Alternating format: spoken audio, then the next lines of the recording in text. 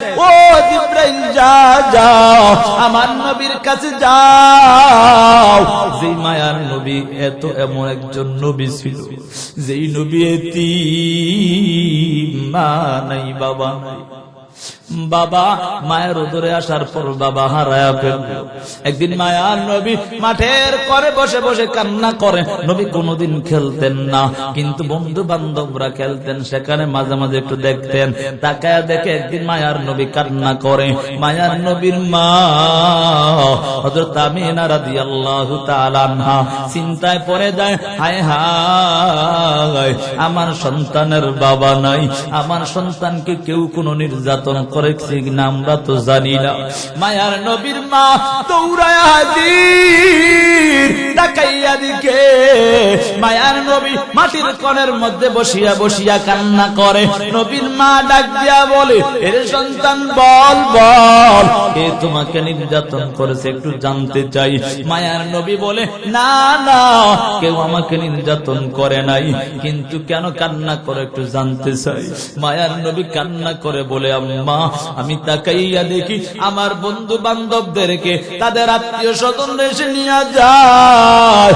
ও মা আমি তো একদিনও দেখলাম না আমাকে কেউ আসিয়া নিয়ে যাইতে। মায়ার নবীর মা এই কথা শুনিয়া ডাক দিয়া বলেন, সন্তান তোমার বাবা তো দুনিয়া থেকে বিদায় নিয়ে চলে গেল।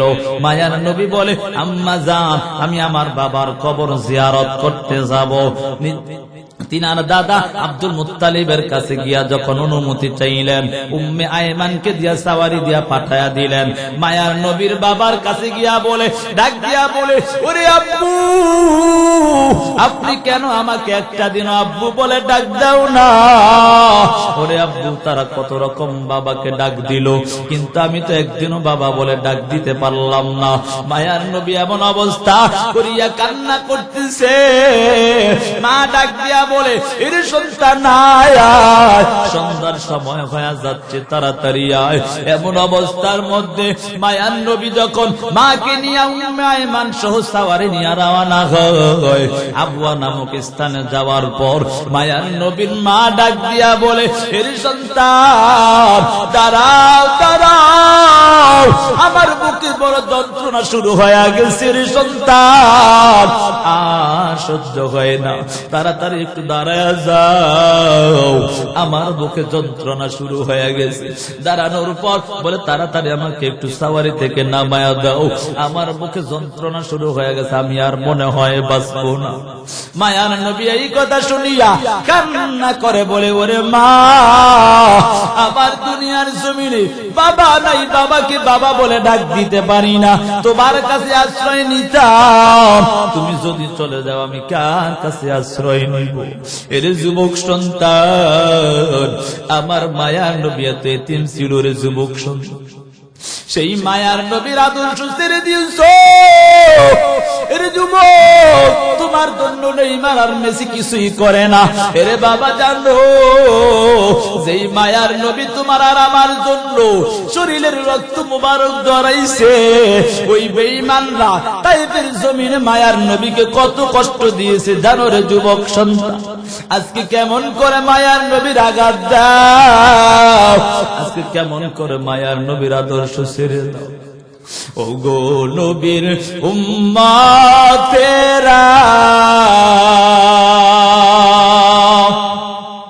হয়ে আজি দিশে হারা, ও গো নবীর উম্মতেরা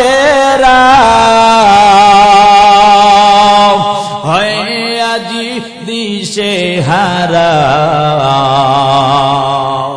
কোরআন হাদিসের চলো যখন যাহা চাই মনে, নবী বিনে কে তারাবে ফুল সিরাত মিজানে, নবী বিনে কে তারাবে ফুল সিরাত মিজানে, চলো চলো চলো মুমিন চলো নবীর সন্ধানে, নবী বিনে কে তারাবে ফুলসিরাত মিজানে, নবী বিনে কে তারাবে ফুলসিরাত মিজানে। নবী আমার জীবন ভরে দিনের লাগি কষ্ট করে, দান দান শহীদ করিলেন উহুদেরই ময়দানে। নবী বিনে কে তারাবে ফুলসিরাত মিজানে, নবী বিনে কে তারাবে ফুলসিরাত মিজানে। চলো চলো চলো মুমিন চলো নবীর সন্ধানে, নবী বিনে কে তারাবে ফুলসিরাত মিজানে। এমন এতিম নবী আমার, পিতা মাতা নাই যে তাহার,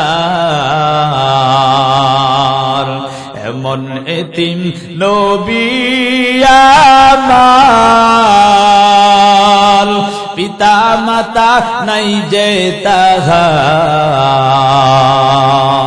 তারপরেও কত মারা মারলো তাকে দুশ্মনে, নবী বিনে কে তারাবে ফুলসিরাত মিজানে, নবী বিনে কে তারাবে ফুলসিরাত মিজানে।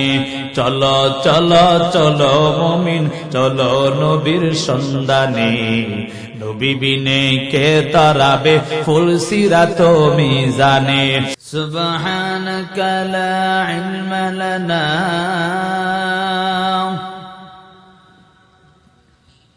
ইল্লা মা আল্লামতানা, ইন্নাকা আনতাল আলীমুল হাকীম।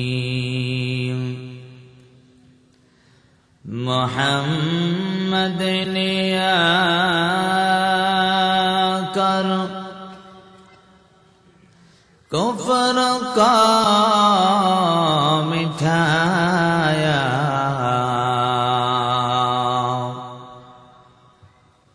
कुफर का मिठा कर सदाकत बताया, कुफर का मिठा कर सदाकत बताया। हे दुनिया में बोले भाई শুধু আশার খেলাঘর, চোখ বুঝিলে দেখিবি রে মন, কে আপন আর কে বাপন, কোথা থেকে আগমন কোথা যেতে হবে রে, কে আনিল কি কারণে জানা নাই ভবেতে।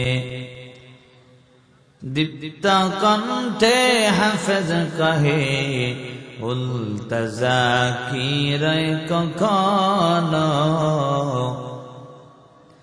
এক রাতর কি দুরাতর হায়, ভুল বুঝিস নে তোর জীবন। নদী পথে নৌকা চালাও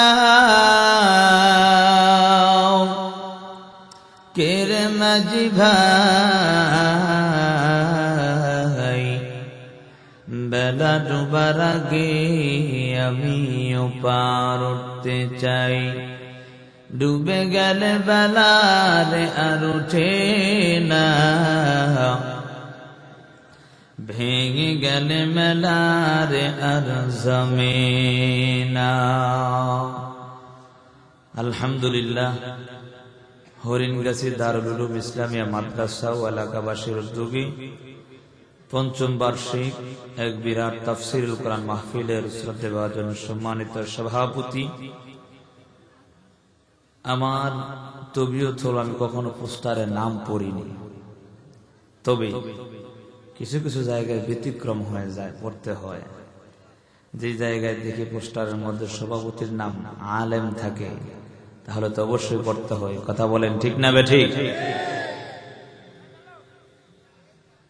সভাপতিত্ব যিনি করেন হযরত মাওলানা মুফতি আমিনুল ইসলাম সাহেব দামাত বারাকাতুহুম, মুহতামিম নতুন কাউদিয়া মাদ্রাসা, জাউদিয়া মাদ্রাসা।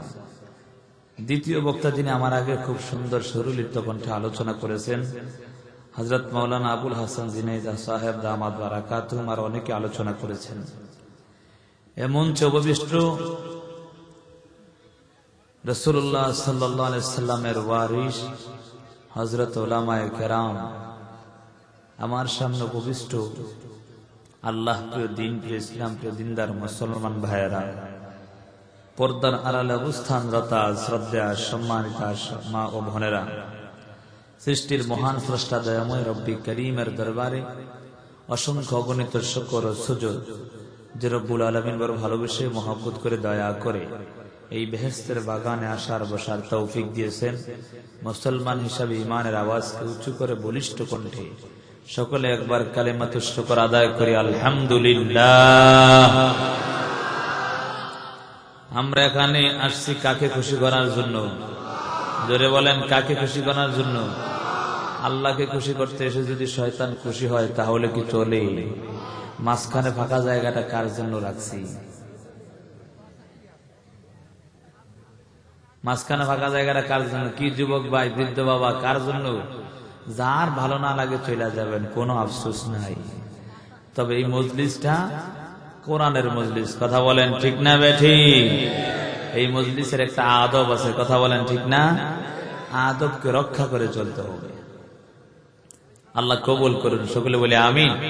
একটু সামনে আগে আসি। কেউ আমার বাবার সমান, ভাইয়ের সমান, ছোট বড় চাচার সমান বেয়াদবি না নিলে কোরআনের মজলিসের আদব রক্ষা করে পড়বেন ইনশাআল্লাহ।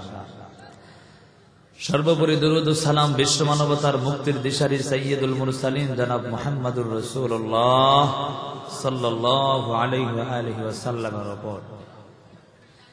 এখানে আমরা আসতে পেরে খুশি, ঠিক তো? এটা তো জানি সবাই খুশি, ঠিক না? এটা বড় একটা নেয়ামত। কেউ চাইলে নিজের থেকে এখানে আসতে পারে না, আল্লাহ যদি না চায়। কথা বলেন ঠিক না বেরে?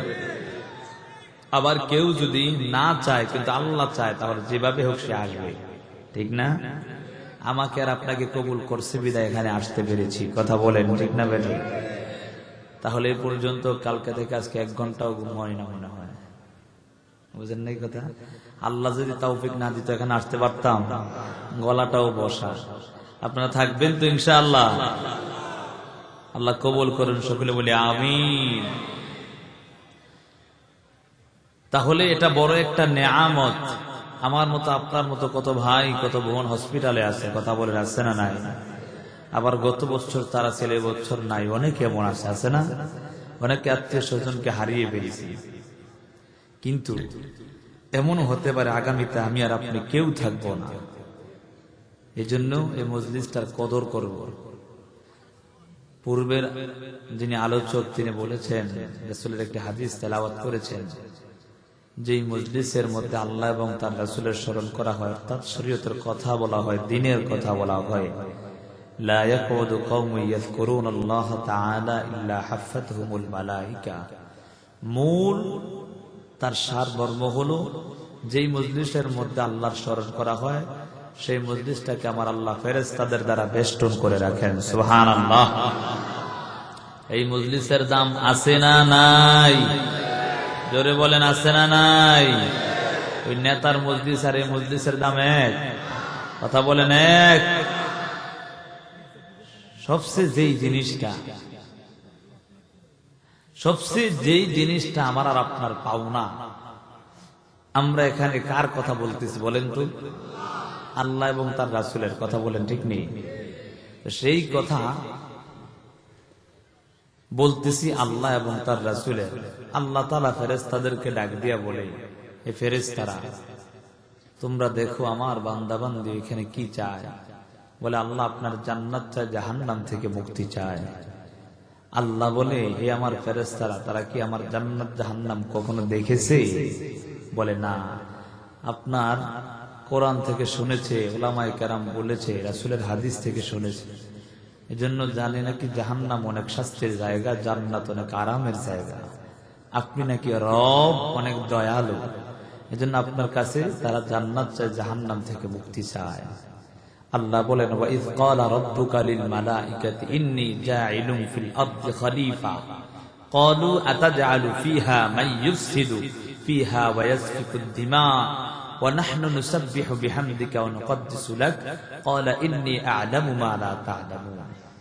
আল্লাহ সূরা বাকারার মধ্যে বলেন, যখন আল্লাহ দুনিয়ার জমিনে প্রতিনিধি বানাবেন, তখন আল্লাহ ফেরেশতাদের সাথে যখন বলছেন, ফেরেশতারা বলে, আল্লাহ আমরাই তো আপনার গুণগান গাওয়ার জন্য, তাসবিহ জপার জন্য যথেষ্ট। বনি আদম দুনিয়ার জমিনে আসবে, তারা দাঙ্গা হাঙ্গামা মারামারি করবে। আল্লাহ তখন বলে, আমি আল্লাহ যা জানি তোমরা তা। আল্লাহ ওই সময় ফেরেশতাদেরকে ডাক দিয়া বলে, হে ফেরেশতারা, দেখ তোরা তো বলছিলি আমি দুনিয়ার জমিনে তাদেরকে সৃষ্টি করতাম না, তারা আমাকে দেখে না, আমার হাবিবকে দেখে না, আমার কোরআনকে বিশ্বাস করিয়া, আমার রাসূলের হাদিসকে বিশ্বাস করিয়া তারা আমার কথা বলতেছে। আল্লাহ, আমি আল্লাহর জাত ও সিফাতের কসম করে বলি, আমি তাদের জীবনের সব অন্যায় ক্ষমা করে দিব। সুবহানাল্লাহ। স্বয়ং আমার আল্লাহ যে মজলিসে আল্লাহ এবং তার রাসূলের স্মরণ করা হয়, সে মজলিস ওয়ালাদেরকে নিয়ে স্বয়ং আমার আল্লাহ ফেরেশতাদের সাথে স্মরণ করে। সুবহানাল্লাহ। তাহলে দাম আছে না নাই? অল্প একটু দাম নাকি? একটা উদাহরণ দিলে বুঝবেন। আপনাদের এলাকায় নেতা আছেন? থাকতেই পারে, কারণ একটা সমাজ চালাইতে হলে একজন নেতা দরকার। কথা বলেন ঠিক না বেঠিক? তবে সৎ, যোগ্য। কথা বলেন ঠিক না? তো সেই হিসাবে একজন নেতা আপনাদের এলাকার এমপি আইসা যদি এই মাহফিলে দাঁড়ায় বলে, আপনাদের এলাকার একবারে অজপাড়া গ্রামের একজন দরিদ্র ফ্যামিলির ছেলের নাম ধরে বলে, হ্যাঁ অমুকের ছেলের সাথে আমার সাথে খুব ভালো সম্পর্ক, বলেন তো তার পাওয়ারটা কতটুকু হবে? আরে এমনও তো মাঝে মাঝে রাস্তাঘাটে দেখা যায়, অমুকের পিএসের ড্রাইভার হওয়ার কারণে, তার কারণে রাস্তায় গাড়ি চালানো যায় না। বুঝেন নাই কথা? হঠাৎ মাঝখানে রাস্তায় জ্যাম, চিন্তা করলাম এই যে মাহফিল করছেন কত কষ্ট, ঠিক না? যারা আয়োজক তারা বুঝে। আর যদি বক্তা সাহেব যদি ঠিক সময় মতো না আসে, তা তো অবস্থা খারাপ। বুঝেন নাই কথা? তো যখন দেখি হঠাৎ রাস্তাঘাটে জ্যাম, তখন তো মনে হয় নাকি গাড়ি থুইয়া উড়াল দিয়া চলে আসে। বুঝেন নাই কথা? তো মাঝে মাঝে চিন্তা করি, হুজুর মানুষ তো একটু দাঁড়িয়ে দেখলে কমপক্ষে একটু সম্মান করবে। বুঝেন নাই কথা? তো নাইমা গিয়া বলি, কি ভাই জ্যাম কেন? আরেকজন ডাক দেয়া বলে, হুজুর অমুকের পিএসের ড্রাইভার হুশ, কথা বললেন না। বুঝেন নাই কথা? বুঝেন নাই? আপনারা আমার কথা কে কে বুঝেন না একটু হাত তোলেন তো। ওই বুঝে না যুবক ভাই। হায় হায়, জোশের সাথে হুশ থাকতে হবে। কথা বলেন ঠিক নেই? কে কে বুঝেন দুটো হাত তোলে আল্লাহকে দেখান। নারে তাকবীর। আল্লাহ কবুল করেন, সকলে বলে আমিন। তো যে কথা বুঝাতে চাচ্ছি, একজন নেতা তার নামটা নেওয়ার কারণে তার পাওয়ারটা এলাকার মধ্যে বেড়ে যায়। আর যে রব আমাকে আর আপনাকে এবং নেতাকে সৃষ্টি করেছে, সেই রব যখন আমার আর আপনার নামটা ফেরেশতাদের সাথে স্মরণ করবে, তখন কেমন দাম হবে? সুবহানাল্লাহ বলবেন না? সুবহানাল্লাহ। কার গুণগান? ধরে বলেন কার? 10 টাকার চা খাইলে সারাদিন তার পিছে দৌড়ান, অমুক ভাই তমুক ভাই, অমুক ভাই তমুক ভাই, পারে না বাপেরও ভাই বলে। বুঝেন নাই কথা? সারাটা দিন 10 টাকার জন্য দৌড়াইছে। এই চিন্তা করেন, এই জবান দিয়েছে কে? যদি বলেন জবান দিয়েছে কে? আরো জোরে একটা আওয়াজ দাও, জবান দিয়েছে কে? আল্লাহর দেওয়া জবান দ্বারা আল্লাহর গুণগান গাইব। কথা বলেন ঠিক না বেটি? অন্য কারো গুণগান গাওয়ার সুযোগ আল্লাহ কবুল করুন, সকলে বলে আমিন। কোন কথায় না গিয়ে, বাহিরের আলোচনায় না গিয়ে সরাসরি আলোচনায় চলে যায়। আমি যে সূরাটা তেলাওয়াত করেছি, সকলের প্রসিদ্ধ একটি সূরা, সূরাতুদ দুহা। আমি প্রথমে বলেছি, কুষ্টিয়ার মানুষ, ইসলাম প্রিয় মানুষ, তাদেরকে একটা কথা একবার বললেই বুঝে ফেলে। আলহামদুলিল্লাহ। আচ্ছা বলেন তো, এই পবিত্র কোরআনের মধ্যে সর্বমোট কয়টা পারা? আলহামদুলিল্লাহ। তাহলে মিথ্যা বলি না নাকি, যে কুষ্টিয়ার মানুষ যে ইসলাম প্রিয় মানুষ এটা বুঝাই যায়। কথা বলেন ঠিক না বেঠি? এই কোরআনে সর্বমোট পারা কয়টি? জোরে বলেন কয়টি? 30টি পারা। এই সূরার মধ্যে, এই কোরআনের মধ্যে সর্বমোট সূরা হলো 114 খানা। কতটা? এখানে আসছেন কিছু শিক্ষা নিতে হবে। কথা বলেন ঠিক নেই? এমন হুজুরে ওয়াজ করছে, ওয়াজ শুনা বলে বাড়িতে গিয়ে বলে আজকে হুজুরে ভাটায় ফেলেছে। তো হঠাৎ বাড়িওয়ালা জিজ্ঞেস করে, বাড়ির ঘরওয়ালায় জিজ্ঞেস করে, আচ্ছা হুজুরে তো ওয়াজ ফাটাইছি, কি বলছে জানুনি? বলে এই খবর আর জানি না। বুঝেন নাই কথা? ওয়াজ শুনছি কিন্তু আওয়াজ বুঝেননি। এজন্য দিলের কান দ্বারা শুনতে হবে। কথা বলেন ঠিক না? শুই না কিছু আমল শিখায়, তারপর বাড়ি যাবো ইনশাআল্লাহ। তাহলে এই সূরাটা আমি যেটা তেলাওয়াত করেছি, এই সূরাটা হলো 114 সূরার মধ্যে 93 নম্বর সূরা। কয় নম্বর? 93 নম্বর সূরা। রাসূলুল্লাহ সাল্লাল্লাহু আলাইহি সাল্লাম হিজরতের আগে যে সূরাগুলো নাজিল হয়েছে তাদের সেই সূরাগুলো মাক্কিয়া বলা হয়। যেই সূরাগুলো হিজরতের পরে নাজিল হয়েছে সেগুলোকে মাদানিয়া বলা হয়। এই সূরাটা হলো মাক্কিয়া, অর্থাৎ মক্কায় নাজিল হয়েছে হিজরতের আগে। এজন্য সূরাতুদ দুহা মাক্কিয়া বলা হয়। এই সূরার মধ্যে আয়াত হলো 11টি, রুকু হলো 1টি। কয়টি আয়াত? কয়টি? বুঝেন আমার কথা? আয়াত কয়টি? রুকু কয়টি? এই সূরার মধ্যে শব্দ এক একটা অক্ষর মিলে কয়েকটা অক্ষর মিলে এক একটা শব্দ হয়, ঠিক না? এরকম শব্দ হলো 40টি। কয়টি? এই সূরার মধ্যে সর্বমোট অক্ষর হলো 102টি। কয়টি? এই সূরার সাথে আর আগের সূরার সাথে সম্পর্কটা কি সেটাও জানা দরকার আছে না নাই? এটা হলো সূরাতুদ দুহা, তার আগের সূরা হলো সূরাতুল লাইল। সূরাতুল লাইলের কিছু অংশে আবু বকরের আলোচনা করা হয়েছে, সূরাতুদ দুহার মধ্যে স্বয়ং নবীর ব্যাপারে আলোচনা করা হয়েছে। সুবহানাল্লাহ, সুবহানাল্লাহ বলবেন না? কে সেই আবু বকর জানো? আবু বকর কে? আরে আমার আর আপনার মোহাব্বত ভালোবাসা তো শুধু মুখে মুখে, বাস্তবে তো নাই। যখন মায়ার নবী কালেমার দাওয়াত প্রথমে দিয়েছেন আবু বকর সাথে সাথে গ্রহণ করে ফেলেছেন। এজন্যই তিনার নাম সিদ্দিক উপাধি। কথা বলেন ঠিক না বেটি? সে আবু বকরকে নিয়ে যখন মায়ার নবী একদিন প্রথম তো চুপে চুপে দাওয়াত দিতেন, বেঈমানদেরকে চুপে চুপে দাওয়াত দিতেন, কারণ যদি জেনে পেলে তাহলে নির্যাতন করবে। একদিন দাওয়াত দিতেছে, হঠাৎ করে বেঈমানরা অতর্কিতভাবে নবীর উপর হামলা শুরু করেছে। আবু বকর নিজের জান প্রাণ দিয়ে সে নবীর উপর এভাবে ঝাঁপিয়ে পড়েছে, যার কারণে ওই বেঈমানরা আঘাত করার কারণে আবু বকরের উপর আঘাত লেগেছে, নবীর উপর আর লাগে নাই। নবী এখান থেকে সরে গেছে, আবু বকর অচেতন হয়ে জমিনে পড়ে গেছে। এমত অবস্থার মধ্যে দেখবেন ভাই ভাই পারিবারিক যত শত্রুতা আমি থাকি না কেন, কিন্তু অন্য কেউ যদি তার ভাইকে আক্রমণ করে, বলে আমার শরীরে রক্ত মাংস থাকা সত্ত্বে আমার ভাইকে কেউ নির্যাতন করবে, এটা মানা যায়? বুঝেন নাই কথা?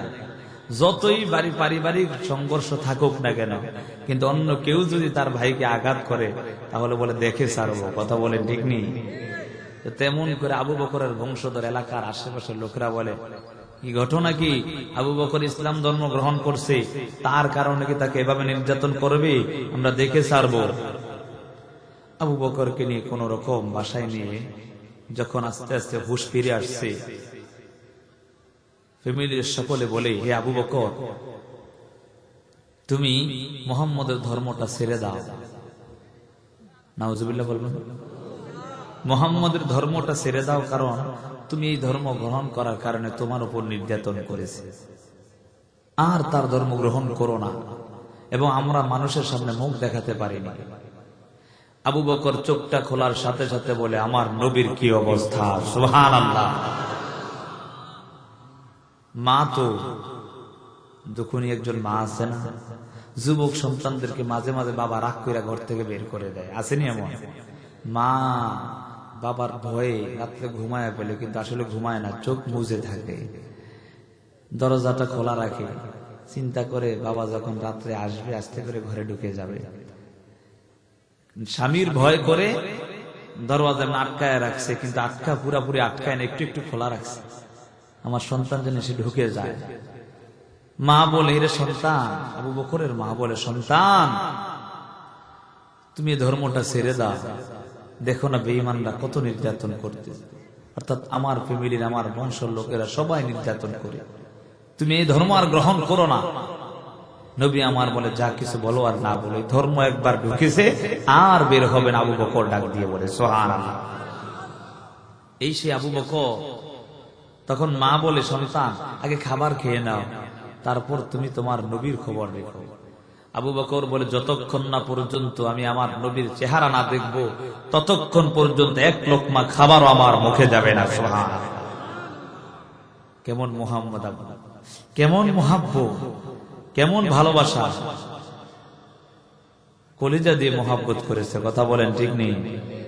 আর আমার আর আপনার মোহাব্বত মেসি আর নেইমারের সাথে না, না, এলাকার যুবকরা ভালো আছে আলহামদুলিল্লাহ, এগোবতী বেঈমানকে মোহাব্বত নাই, ঠিক নেই? আচ্ছা থাকলো আল্লাহ বুঝ দেখ, কথা বলেন আমিন। যুবকরা বলবে, হুজুররা তো কষ্ট করে শোডাউন দিয়ে আনলাম, আর হুজুররা যদি আমার বিরুদ্ধে বলে হয়, হ্যাঁ হে যুবক, তোমার বিরুদ্ধে বলি না, আমরা সবাই মিলে জান্নাতে যেতে চাই, কথা বলেন ঠিক না বেটি? আল্লাহ কবুল করেন, সকলে বলে আমিন। তাহলে বোঝা গেল এই সূরা আর আগের সূরা, সূরাতুল লাইল এবং সূরাতুদ দুহা, দুটোটার সাথে সম্পর্ক আছে না নাই? এই সূরার আমল, কেউ যদি কোনো জিনিস হারিয়ে ফেলে, মূল্যবান জিনিস হারিয়ে ফেলার পর সে যদি ইস্তেগফার দুরূদ শরীফ আদায় করার পর ইন্না লিল্লাহি 41 বার আদায় করে, এই সূরাটা বিসমিল্লাহ শহীদ সূরাতুদ দুহা 7 বার তেলাওয়াত করে, পরে ইস্তেগফার দুরূদ শরীফ, তারপরে ইন্না লিল্লাহ পরে, মুফাসসিরিনে কেরাম লিখেন অবশ্যই সে হারানো সম্পদ পেয়ে যাবে। সুবহানাল্লাহ। এই সূরা যদি কেউ স্বপ্ন যোগে তেলাওয়াত করতে দেখে, তাহলে সে আল্লাহর বান্দা বান্দীদেরকে সাহায্য করার সুযোগ আল্লাহ দান করবেন। সুবহানাল্লাহ, সুবহানাল্লাহ বলবেন না? আল্লাহ এখানে কি বলছে সেটাও তো আমাদের জানা দরকার। সব জানলাম, সূরাটা কোথায় নাজিল হয়েছে, কয় নাম্বার সূরা, কোন পারায় অবস্থিত, 30 নাম্বার পারায়, ঠিক না? সব বলা হলো, রুকু কয়টা, আয়াত কয়টা, শব্দ কয়টা, অক্ষর কয়টা, আগের সূরার সাথে পরের সূরার সম্পর্কটা কি, এবং সূরার আমল কি, স্বপ্ন যোগে দেখলে কি হয়, সব বলা হলো, কিন্তু কেন নাজিল হলো সেটা জানা হয় না। বুঝেন নাই কথা? কেন নাজিল হলো? মুফাসসিরিনে কেরামের ভাষায় বলে শানে নুজুল। কি বলে? শানে নুজুল। অর্থাৎ এখানে বানিয়ে চুরি কথা বলার সুযোগ নাই, কোরআন থেকে আলোচনা হবে, শুনবেন তো ইনশাআল্লাহ। আল্লাহ আমল করার তৌফিক দান করুন, সকলে বলে আমিন। এই মজলিসটা বড় দামি মজলিস। তো আল্লাহ তাআলা এখানে দুইটা কসম করেছে। কয়টা? জোরে বলেন কয়টা? দুইটা কসম আমার আল্লাহ করেছেন। কসম করে কখন? দেখবেন কোন ব্যবসায়ী কসম করে কিভাবে? আচ্ছা বললেন তো, ব্যবসায়ীদের কাছে তার সবচেয়ে মূল্য কোন জিনিসটার জানেন? যেটার মধ্যে সে টাকা রাখে, ক্যাশ। আপনারা কি বলেন? আপনারা কি বলেন? হ্যাঁ, ক্যাশ বাক্স। আচ্ছা, ক্যাশ বাক্স নাকি? অনেক সময় যখন ক্রেতা ক্রয় করতে যায় তখন বিশ্বাস করে না, 2 নাম্বার মাল দিচ্ছেন, তখন বিক্রেতা তাকে গুরুত্ব বোঝানোর জন্য, সঠিক সেটা বোঝানোর জন্য বলে, আমার ক্যাশটার ধরে বলছে এটা 1 নাম্বার মাল। বুঝেন নাই কথা? তাহলে বোঝা গেল, আমিও বুঝে নিছি যে এটা মনে হয় 1 নাম্বার, যেহেতু সে ক্যাশের কসম খাইছে। দেখবেন মাঝে মাঝে অনেক দোকানদার আছে ধীরে ধীরে সেলাম করে। বুঝেন নাই কথা? এটা এর কাছে মূল্য। আসলে এগুলো তো কোরআন হাদিসে নাই, তাহলে বোঝানোর জন্য বলছে, তার কাছে সেটা মূল্য বেশি, এজন্য সেটার কি করে আবার বলে, হায় হায় যদি সালাম না করে তাহলে শুনি আজকে সারাদিনে ব্যবসা বন্ধ। আসতে না? এমন অনেকে আছে, এলাকাত নাই, এজন্য আপনারা বুঝেন না মনে হয়। তো তার কাছে ক্যাশটা মূল্য হওয়ার কারণে সে ক্যাশের ধরে বলেছে যে এটা 1 নাম্বার মাল, ঠিক না? আচ্ছা, আমার আল্লাহ কসম খাওয়ার কোন দরকার আছে? আল্লাহর কথা তো এমনি গুরুত্বপূর্ণ, কথা বলেন ঠিক না বেটি? আল্লাহ তাআলা দেখছেন যে বনি আদম অর্থাৎ মানুষকে কসম খাইলে সে সেটা বহু গুরুত্ব বুঝায়, অর্থাৎ সেটা বোঝানোর জন্য আল্লাহ কসম খেয়েছেন কয়টা? জোরে বলেন কয়টা? ওয়াদ-দুহা ওয়াল-লাইলি ইযা সাজা। আল্লাহ দুইটা কসম খেয়েছেন। এই দুইটা কসমের দ্বারা দুনিয়াদার দিনদার উভয়জনের ফায়দা। বুঝেন নাই কথা? দুনিয়াদার যারা দুনিয়া নিয়ে সারাদিন ব্যস্ত, সারা রাত্র ব্যস্ত, তাদের জন্য ফায়দা, আর যারা দিনদার তাদের জন্য ফায়দা। সুবহানাল্লাহ বলবেন না? বলে হুজুর এক জায়গায় দুইজনের ফায়দা কেমনে হয় জানা দরকার আছে না নাই? বাঙালি তো প্রশ্ন উঠতেই পারে, কথা বলেন ঠিক নেই? ওয়াদ-দুহা ওয়াল-লাইলি ইযা সাজা, আমার আল্লাহ ওয়াদ-দুহা দিনের আলোর কসম আল্লাহ করেছেন। কিসের কসম? দিনের আলোর কসম আল্লাহ করেছেন। ওয়াদ-দুহা আল্লাহ বলেন দিনের আলোর কসম আল্লাহ করেছেন। দিনের আলম কসম করিয়া আমার আল্লাহ এটা বুঝাচ্ছেন যারা দুনিয়াদার তাদের জন্য ফায়দা, যারা দিনদার তাদের জন্য সময়টা খুব মূল্যবান। বলে কেমন করে মূল্যবান একটু জানাইয়া দাও। বলে যারা দুনিয়াদার হয় তাদের জন্য সময়টা কেমন মূল্যবান। যারা দুনিয়াদার হয় তারা সকাল সকাল ফজরের পর উঠিয়া সকালে উঠিয়া একটা ঘন্টায় যেই কাজটা করতে পারবে দুপুর কিংবা বিকালে 3 ঘন্টায় সেই কাজটা করা সম্ভব না। বুঝেন নাই মনের কথা? খেতে কামারে কাজ করে আপনাদের এলাকায় লোক এমন আসেনি? জমিতে কাজ করে এমন লোক নাই? তারা সকাল সকাল উঠে যেই কাজটা 1 ঘন্টায় করতে পারে দুপুর কিংবা বিকালে 3 ঘন্টায় সেই কাজ হয় না। কথা বলেন ঠিক নেই? তাহলে দুনিয়াদারের জন্য সময়টা খুব মূল্য বেশি না কম? আচ্ছা বলেন তো, এই যে বিল্ডিং বানায় আপনাদের দিকে সেই মিস্ত্রিদেরকে কি মিস্ত্রি বলেন? রাজমিস্ত্রি নাকি? আমার সাথে মিলা গেছে, এই জন্য আগে বলি না, যদি আবার উল্টা হয়ে যায়। বুঝেন না এই কথা? এই জন্য আপনাদেরকে দিয়ে বলে, রাগ করছেন? রাজমিস্ত্রি সে যদি দুপুর 12টা বাজে ওইটা কাজে যায়, তারা কি কন্ট্রাক্টর কাজে রাখবে? বলবে জমিদারের পোলা ঘরে গিয়া ঘুমা। হ্যাঁ, সকাল সকাল যেতে হবে। কথা বলেন ঠিক নেই? আমার শ্রোতারা চিন্তা করতেছে হুজুর আজকে কি ওয়াজ করতেছে এগুলা। হ্যাঁ, আগে বুঝার দরকার আছে না নাই? কথা বলেন, বুঝার দরকার আছে না নাই? বুঝে শুনে একটা ওয়াজ শুনে যাবো, এটাই যথেষ্ট। কথা বলেন ঠিক নেই? তাহলে আল্লাহ ওয়াদ-দুহা যারা দুনিয়াদার তাদের জন্য আমার আল্লাহ ফায়দা বলে কেমন ফায়দা? তারা দুনিয়াদার হওয়ার কারণে সকাল সকাল উঠিয়া 1 ঘন্টায় যেই কাজটা করতে পারে বিকাল কিংবা দুপুর 3 ঘন্টায় সেই কাজটা করতে পারে না। আল্লাহ তাআলা এখানে কসম খাইয়া দুনিয়াদারের জন্য ফায়দা বুঝালেন। যারা দিনদার হয় তাদের জন্য সময়টা খুব মূল্যবান। বলে কেমন করে সেই সময়টা খুব মূল্যবান একটু জানতে চাই। বলে যারা দিনদার হয় ফজরের নামাজ আদায় করিয়া, আমার মায়ার নবী হাদিসের মধ্যে জানায়া দেন, কোন বান্দা বান্দি যদি ফজরের নামাজ আদায় করিয়া সাথে সাথে ওই স্থানের মধ্যে বসা থাকে এবং তাসবিহ তাহলিল আদায় করিয়া, অর্থাৎ কোনো কিছু যদি আদায় না করে, সূর্য ওঠার 15-20 মিনিট পর্যন্ত অপেক্ষা করিয়া 4 রাকাতের সাকাত নামাজ আদায় করে নেয়, মায়ার নবী হাদিসের মধ্যে জানায়া দেন, আমার আল্লাহ ওই বান্দা ওই বান্দির আমলনামায় একটা কবুল উমরা এবং বড় হজের সওয়াব দান করে। সুবহানাল্লাহ। দিনদারের জন্য সময়টার মূল্য আছে না নাই? এরে বড় হাজী সাহেব, বড় বড় হাজী সাহেব দেখা যায়, কিন্তু ওই হাজী সাহেবের হজ কবুল হয়েছে এমন কোন গ্যারান্টি আসেনি। কথা বলেন, আছে? এমন কোন গ্যারান্টি নাই।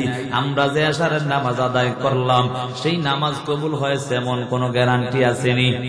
তবে আল্লাহ দয়ালু, তার জন্য আশা রাখি কবুল হবে ইনশাআল্লাহ। ঠিক না?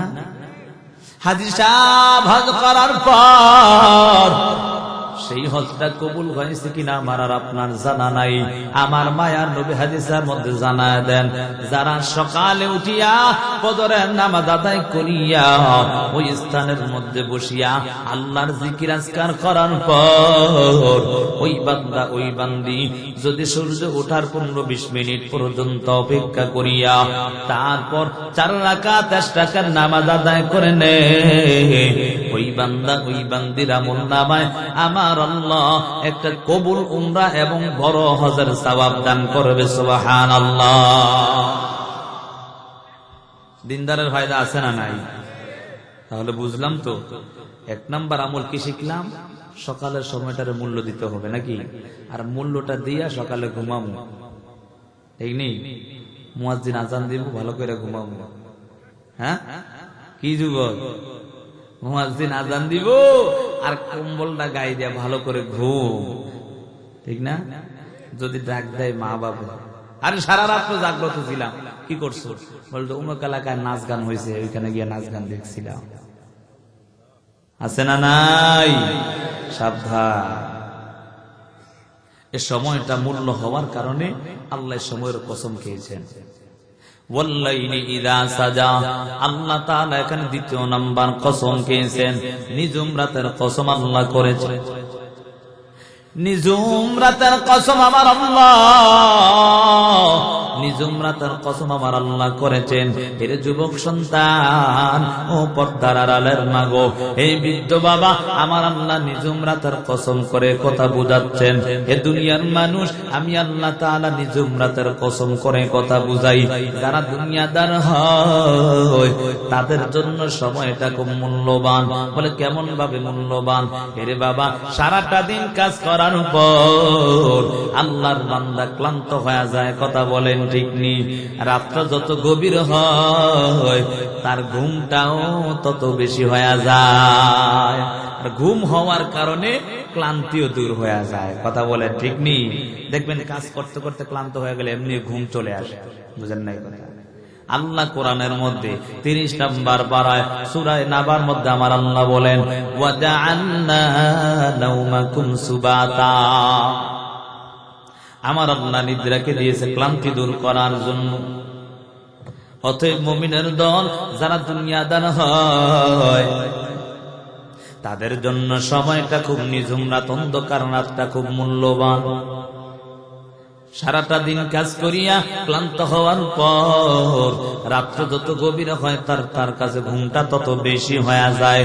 এজন্য বাবা, ওই আল্লাহর বান্দা বান্দিরা শুনে নাও, এ যুবক সন্তান, ওই দুনিয়াদারের জন্য নিজুম রাতটা খুব মূল্যবান হয়। আরেক দল দুনিয়াদারের মূল্য সেটা বলতাম, বুঝেন নাই কথা?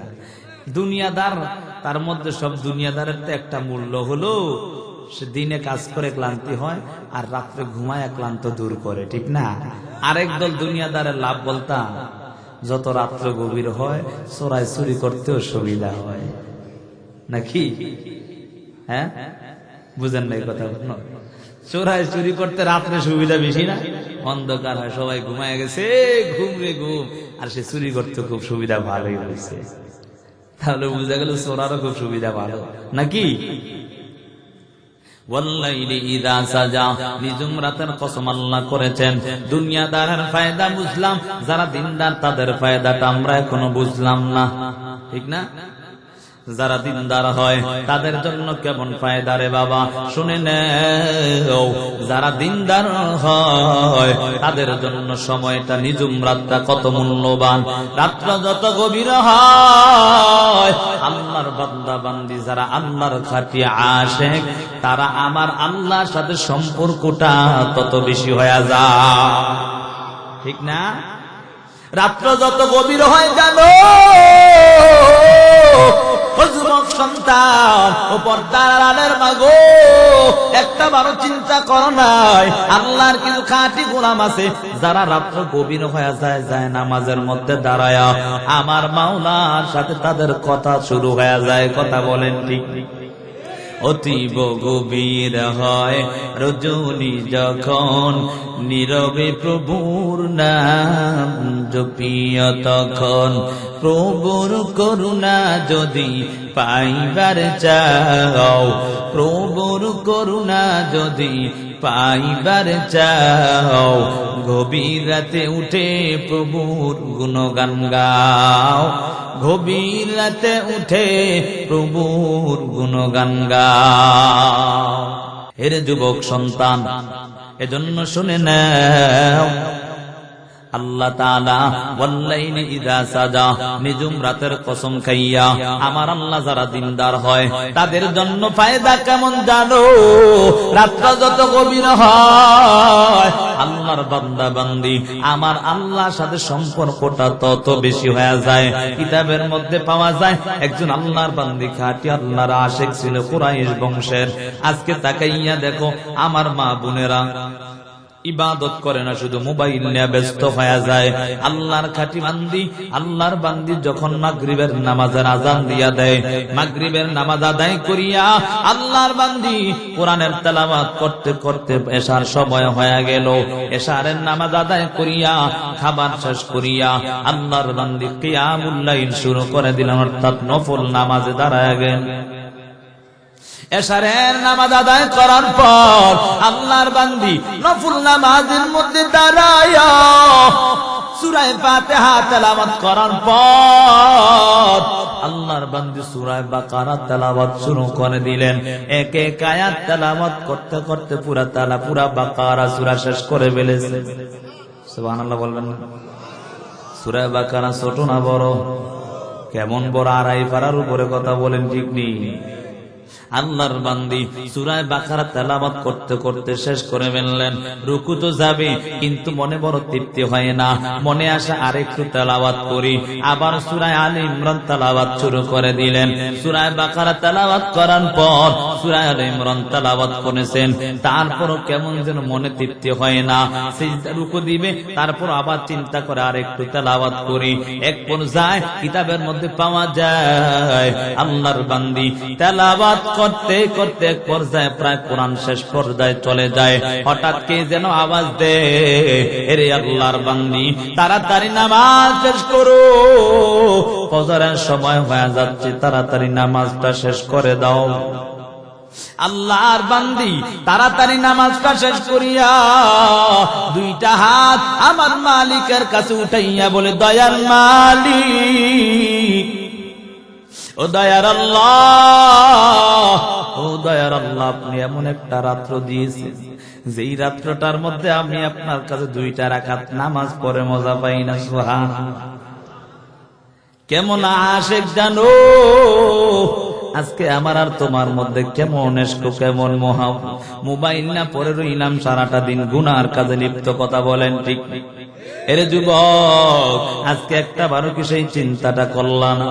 আজকে মোবাইলের গুনায় পড়িয়া কত রকমের অন্যায় কাজে লিপ্ত হয়ে গেছো। এই দুনিয়ার জমিনে তোমাকে কেউ দেখতে পায় না, তুমি অন্যায় করতেছো। তোমার মায়ের ভয় করিয়া তুমি ঘরের দরওয়াজাটা আটকায়া দিলা, বাবার ভয় করিয়া তুমি দরওয়াজাটা আটকায়া দিলা। ওই দরওয়াজা আটকায়া মোবাইলের হেডফোন লাগাইছো যুবক। এমত অবস্থার মধ্যে তোমাকে কেউ দেখতে পায় না রে যুবক সন্তান। বলে তো একজন দেখে, তিনার নামটা কি? এ যুবক, তিনার নাম কি? জোরে ডাক দাও, তিনার নাম কি? এ যুবক সন্তান, মায়ের ভয় করিয়া দরওয়াজাটা আটকায়া দিছো। ও যুবক সন্তান, বাবার ভয় করিয়া দরওয়াজাটা আটকায়া দিলা, আত্মীয় স্বজনের ভয় করিয়া দরওয়াজাটা আটকায়া দিছো রে যুবক সন্তান। একটা বারো চিন্তা করো নাই? মায়ের ভয় করেছো, মা তোমাকে দেখলে ইজ্জত নষ্ট হয়ে যাবে, বাবা তোমাকে দেখলে ইজ্জত নষ্ট হয়ে যাবে, আত্মীয় স্বজনরা দেখলে তোমার ইজ্জত নষ্ট হয়ে যাবে। এরে যুবক সন্তান, একটা বারো কি সেই চিন্তাটা করলা না? তুমি শুধু দুনিয়ার জমিনে মা বাবা দেখবে, তোমার ইজ্জত নষ্ট হবে। এই গুনাহ নিয়া যদি কবরে যাও, এমত অবস্থার মধ্যে এই হাসরের ময়দান হাজার হাজার লক্ষ লক্ষ কোটি কোটি মানুষের সামনে যখন গুনাহগার বলিয়া ডাক দিবে, কত রকমের লজ্জা হবে জানো? এ যুবক সন্তান, সাবধান হয়ে যাও। আল্লাহর আযাবের ভয়টা অন্তরে ঢুকায়া নাও। আমার আল্লাহ রব্বুল আলামিন এমন একজন দয়ার আল্লাহ, আল্লাহ তাআলা দিনের আলোর কসম করে বলেছেন এই সময়টা খুব মূল্যবান সময়। ওয়াল্লাইলি ইযা সাজা, আল্লাহ তাআলা নিজুম রাতের কসম করে বলেছেন এই অন্ধকার রাত্রিটা অনেক বড় দামি। এই রাত্রির মধ্যে দুনিয়াদার দিনদার সবার জন্য আল্লাহর কাছে দামি এবং তাদের কাছেও দামি। এর যুবক সন্তান, আল্লাহ তাআলা দুইটা কসম খাইয়া এই কথা বুঝাচ্ছে দুইটা সময়কে মূল্য যদি দিতে পারো, জিরো থেকে আমার আল্লাহ হিরো বানায়া দিবে। সুবহানাল্লাহ। আল্লাহর খাঁটি আশিক বান্দা বান্দি আল্লাহ বানাই। এরে যুবক সন্তান, ও পর্দার আড়ালের মা গো, ও বৃদ্ধ বাবা, একটা বাবা চিন্তা করো, আমার আল্লাহর কাছে কিন্তু একদিন তোমার দাঁড়াতে হবে। কথা বলেন ঠিক না বেঠিক? কত বড় বড় বাহাদুর ছিল জানো? সব বাহাদুর এক এক করে দুনিয়া থেকে বিদায় নিয়েছে। কথা বলেন ঠিক না বেঠিক? যতই কর বাহাদুরি এই দুনিয়া নয় তোর বাড়ি, ঠিক না? যত বাহাদুরি করো কিছুই হবে না, সব শেষ করে একদিন অন্ধকার কবরে। কথা বলেন ঠিক নেই? সাবধান, সাবধান হয়ে যাও রে যুবক সন্তান। কত বড় বড় বাহাদুর ফেরাউন, হামান, সাদ্দাত, নমরুদ সবাই দুনিয়া থেকে বিদায় নিয়ে চলে গেল। এই দুনিয়া ছেড়ে একদিন আমি আর তুমি সবাই যেতে হবে, এই কথাটা মাথায় রাখতে হবে রে বাবা। এই জন্য সময় আছে, নিজের চিন্তাটা একটু করে নাও। এই দুনিয়ার জমিনে চলতেছো ফিরতেছো, একদিন কিন্তু কবরে যেতে হবে। এ যুবক, এ বৃদ্ধ বাবা একটা উদাহরণ দিলে বুঝতে পারবেন। একটু তাকাইয়া দেখেন, এরে বাবা, যদি কোনো জামাই শ্বশুরালয়ে যায়, শ্বশুর বাড়ি যাওয়ার কারণে হাতে যদি কোনো কিছু না নিয়ে যায়, একদিন, 2 দিন, 3 দিন যদি হাতে কিছু না থাকে, সেই জামাইকে আর আদর আপ্যায়ন করে না। বুঝেন নাই কথা? জামাই যদি শ্বশুর বাড়িতে যায়, খালি হাতে যায়, বলে কাল জামাই খাইতে আসে। বুঝেন নাই? আর যদি হাতে 3-4টা ব্যাগ নিয়ে লগে আরেকজন সহ নিয়ে শ্বশুর বাড়িতে যায়, একদিন 2 দিন পরে বলবে আমার জামাইটা খুব লক্ষ্মী জামাই, নাকি বলবে না? জামাইটা খুব ভালো, এজন্য খুব ফল ফলাদি কত কিছু নিয়ে আসে। ওই জামাইয়ে নিজের বাবারে নিজের মার খবর নাই, শ্বশুর শাশুড়ির জন্য খুব আদর। আসেনি এমন? এই সমাজে নাই এগুলো। হ্যাঁ, আচ্ছা, আল্লাহ থাকলো ভালো বানায় দেখ, সকলে বলে আমি, নাকি? শ্বশুর বাড়ি কিরে যুবক, হে যুবক সন্তান, কেমনে বুঝলা? শ্বশুর বাড়িতে না নিলে শ্বশুর বাড়ি ওয়ালারাও দাম দেয় না। ওই হাসরের ময়দানে কবরে যেতে হবে, সেই কবরের সামান পত্র না নিয়ে গেলে সেখানেও তোমার দাম নাই। কথা বলেন ঠিক না বেঠিক? এজন্য আল্লাহ রাব্বুল আলামিন বলেন, ওয়াদ-দুহা ওয়াল-লাইলি ইযা সাজা, আল্লাহ তাআলা দিনের আলোর কসম করেছেন রে বাবা। আমার আল্লাহ বুঝায়, এ দুনিয়ার মানুষ, দুনিয়ার জমিনে চলতেছো ফিরতেছো, আল্লাহ তাআলা দিনের আলোর কসম খাইয়া বললেন এই সময়টাকে মূল্যায়ন দাও। আমার আল্লাহ ওয়াল-লাইলি ইযা সাজা, নিজুম রাতের কসম খাইয়া এই রাত্রটার মূল্য দিয়া আমার আল্লাহ বলে, এই রাত্রটার যদি মূল্য দিতে পারো, আমি আল্লাহ তোমার জীবনের সব অন্যায়গুলো ক্ষমা করে দিব। এরে বাবা, একটু চিন্তা করে তাকায়া দেখো, আমার আল্লাহ রব্বুল আলামিন, আমি কিন্তু বললাম এই সূরার মধ্যে আয়াত কয়টা, এই সূরাটা কোথায় নাজিল হয়েছে, এই সূরার মধ্যে রুকু কয়টা, এই সূরার মধ্যে শব্দ কয়টা, এই সূরার মধ্যে অক্ষর কয়টা, এই সূরার সাথে আগের সূরার সাথে মুলাকাতটা কি, সম্পর্কটা কি, এই সূরার আমলটা কি, এই সূরাটা স্বপ্নে দেখলে কি হয়, কিন্তু কেন নাজিল হইছে সেটা এখনো বলা হয় না। আমার মায়ার নবী এই দিনের জন্য কত কষ্ট করেছে জানো? এরে বাবা, আজকে তাকাইয়া দেখো, সেই নবীর দিন পাইয়া, ইসলাম পাইয়া নবীকে ভুলে গেল। আজকে আমি আর তুমি মুসলমান, এমন মুসলমান যদি প্রশ্ন করা হয় কেমন মুসলমান, বলে আমার বাপ দাদা 14 গোষ্ঠী মুসলমান, আমিও মুসলমান, ঠিক নি? প্রশ্ন করে বলে কেমন মুসলমান, আমার বাপ দাদা মুসলমান ছিল, আমিও মুসলমান, নাকি? কিন্তু মুসলমানের যে কি সেটা জানে না। কথা বলেন ঠিক না বেটা? মুসলমান যে কি সেটাই সে জানে না, ঈমানটা কত মজবুত দরকার সেটা এখনো বুঝে না। মুসলমানের ঈমানটা কত মজবুত হওয়ার দরকার, অথচ আমার আর আপনার ঈমান এত এমন হালকা হয়ে গেল, কচু পাতার পানির মতো টলমল করতেছে রে যুবক সন্তান। একটা বারো সেই চিন্তাটা করলা না। বলে কচু পাতা পানি রাখলে যেমন এদিক সেদিক গড়াগড়ি করে, আমার আর আপনার ঈমান তেমন গড়াগড়ি করে। কথা বলেন ঠিক না বেটি? সকালে আছে বিকালে নাই, বলে কেমন করে এমন বুঝান তো, একটু তাকায় দেখেন। আমি যদি বলি বাবা আপনি কেমনে চলেন, বলে আমার সন্তান টাকা পয়সা দেয় আমি চলি, ঈমান আছে নি? বুঝেন নাই কথা? এর সন্তান টাকা দেয় তো হে চলে, আল্লাহ হেরে চালায়। চালায় কি? সন্তানে নাকি? নাউজুবিল্লাহ। আমার সন্তান যদি বাহিরে না দিত তাহলে আমি চলতে পারতাম না। এমন কথা বলিয়া ঈমান হারা হয় কি হয় না? এরে বাবা, আমার আল্লাহ তাকে তৌফিক দিয়েছে বিদায় কাজ করে। কথা বলেন ঠিক না বেটি? এ হাতের শক্তি নাই, এ পায়ের শক্তি নাই, পুরা শরীরের কোনো শক্তি নাই, আমার আল্লাহ শক্তি দিয়েছে বিদায় শক্তি হয়েছে। কথা বলেন ঠিক না বেটি? এজন্য সবকিছুর মালিককে, জোরে বলেন মালিককে। আমার মায়ার নবী এই কালেমার জন্য কত কষ্ট করেছে জানো? সেই মায়ার নবী ওই যখন বেঈমানরা মায়ার নবী কালেমার দাওয়াত দিতেছেন বেঈমানদের কাছে, বেঈমানরা মায়ার নবীর উপর নির্যাতন শুরু করে দিলেন। যেই বেঈমানরা মায়ার নবী কাল আমিন উপাধি দিয়েছে, তারাই আবার মায়ার নবীকে পাগল পাগল বলে, পাগল পাগল বলতেছে। বলে কেমন পাগল? বলে বড় পাগল হয়ে গেছে, নাউজুবিল্লাহ। অথচ তারাই মায়ার নবী কাল আমিন বলতো। আবু জাহেল, আবু লাহাব, উতবা সাহেবা তারা তাকাইয়া দেখে মায়ার নবী কালেমার দাওয়াত দেয়। এমন অবস্থার মধ্যে মায়ার নবী কালেমার দাওয়াত দেওয়ার কারণে আবু জাহেল ডাক দিয়া বলে, হে আব্দুল্লাহর বেটা মুহাম্মদ, কেন তুমি কোন আল্লাহর কালেমার দাওয়াত দাও? কোন ধর্মের দাওয়াত দাও? আর তোমাকে কে এমন আদেশ করে যে দাওয়াত দিতে একটু জানতে চাই।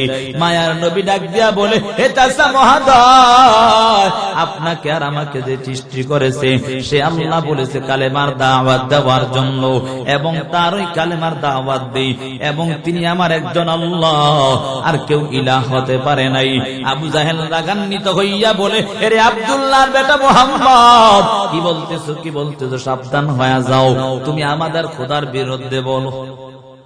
আমার মায়ার নবী বলে, এটা যারে মানুষ বানায় সে খোদা হতে পারে না, মানুষ যে বানায় সে হলো আসল খোদা। ঠিক না? হঠাৎ করে নিজের হাতে বানাইয়া নিচে দিয়া লাঠি দুইটা ঢুকাই দেয়া খোদা দাবি করে। আচ্ছা বলেন তো, এমন বোকা আছে? হ্যাঁ, আসেনি?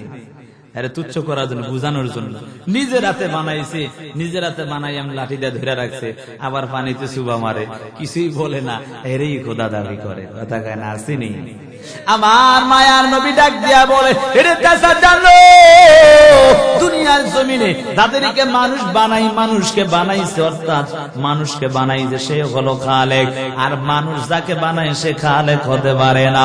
এমন বলার পর আবু জাহেল রাগান্বিত হয়ে গেল।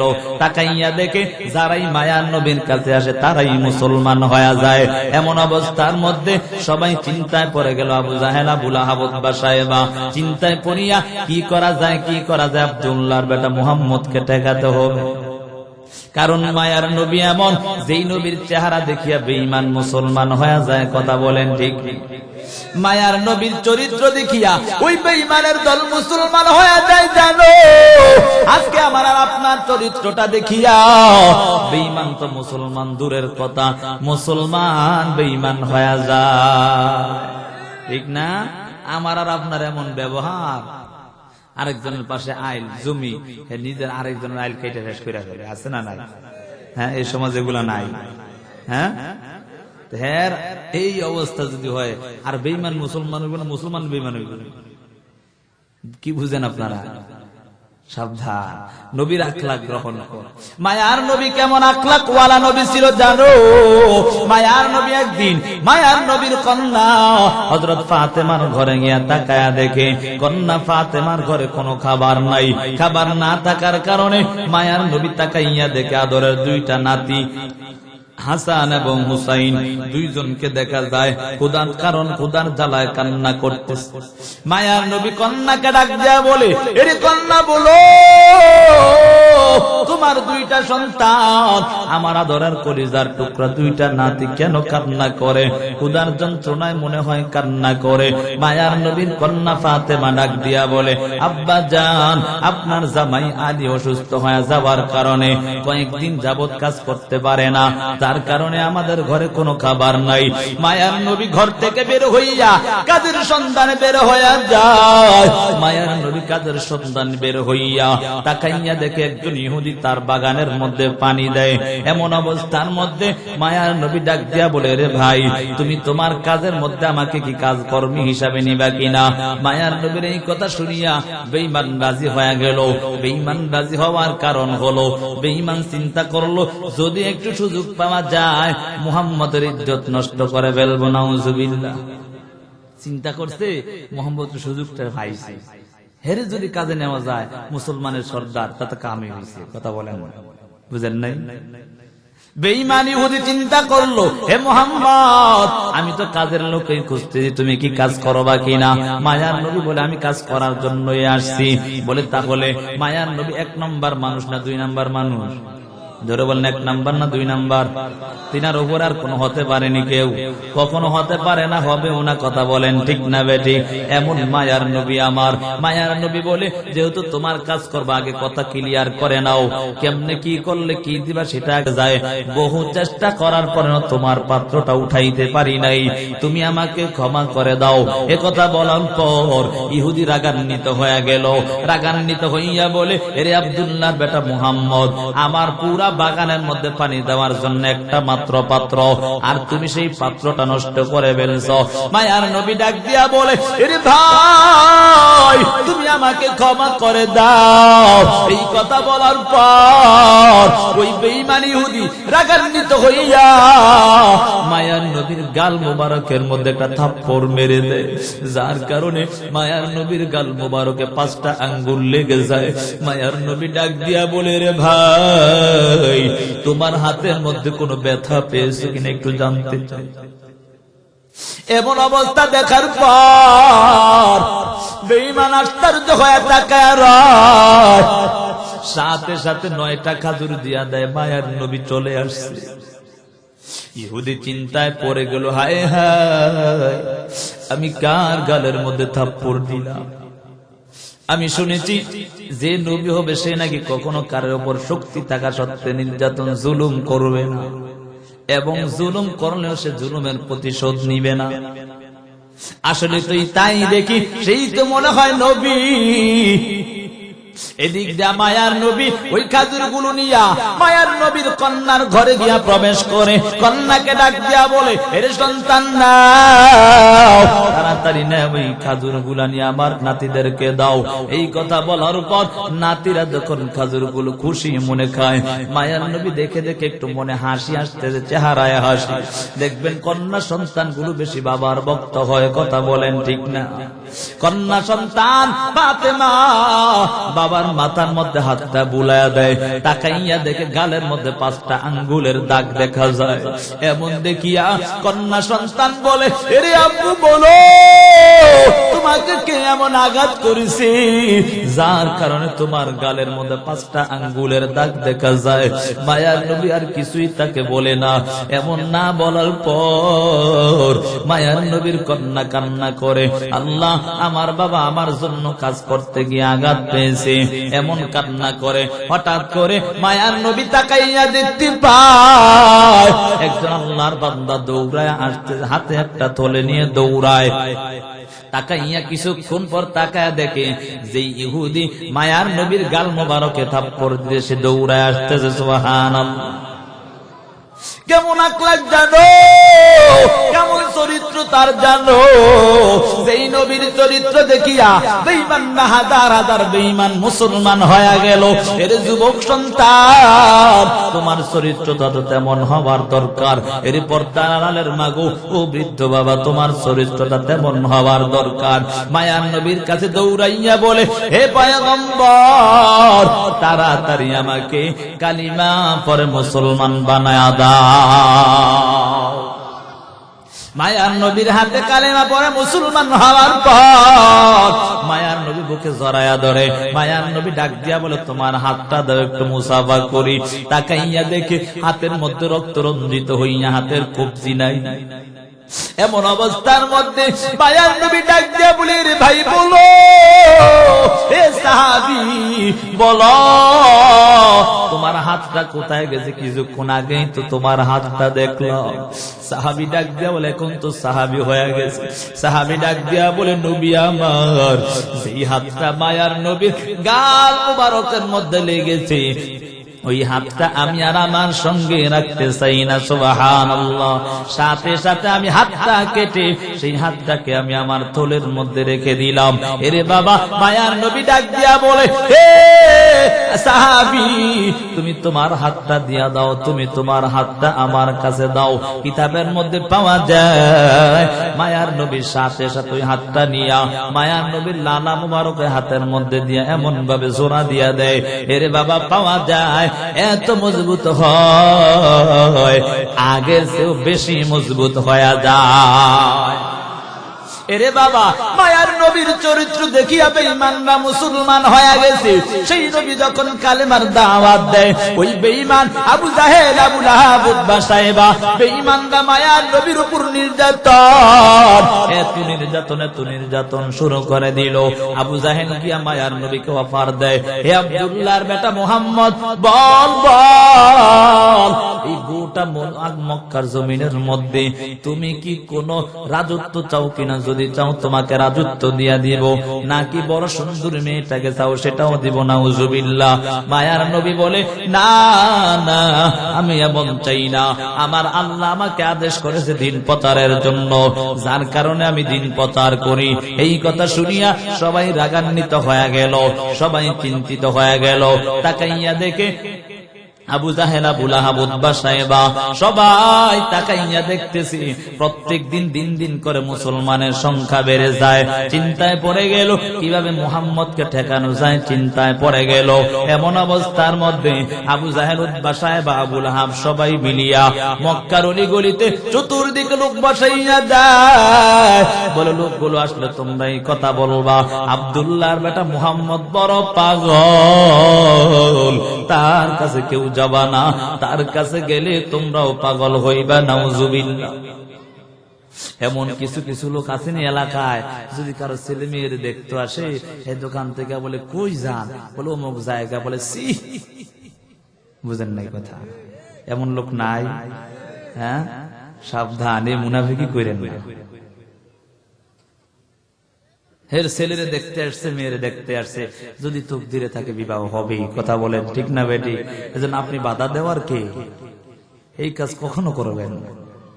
মায়ার নবীকে ঠেকানোর জন্য চতুর্দিকে মক্কা নগরীর অলিতে গলিতে লোক বসাইয়া মায়ার নবীকে ঠেকানোর জন্য লোক বসাইয়া দিল। যেই লোকগুলোই আসবে তাদেরকে বলবা, মুহাম্মদ, আব্দুল্লাহর বেটা মুহাম্মদ পাগল হয়ে গেছে। সবাই চিন্তা করিয়া সবাই বসে বসে বলতে, কোথায় যাও? বলে, আব্দুল্লাহর বেটা মুহাম্মদের কাছে যাই। বলে, কেন যাও? বলে, তার চেহারাটা এত সুন্দর, এই সুন্দর চেহারাটা দেখিয়া আমাদের কলিজা ঠান্ডা হয়।